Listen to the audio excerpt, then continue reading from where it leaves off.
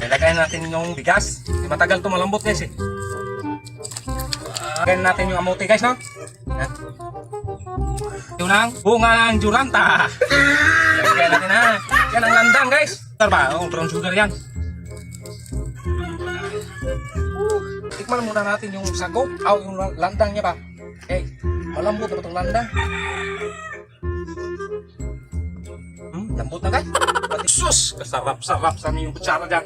May kutsara bro. So yun guys, mahal na araw ngayon. Kasarap ng binigmit kong nuluto ko. Kaya ako nagluto ng binigmit kasi mahal na araw ngayon. Tingnan nyo naman yung sago. Oh.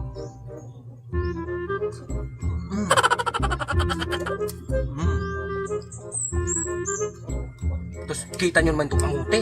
Kasarap ng kamote.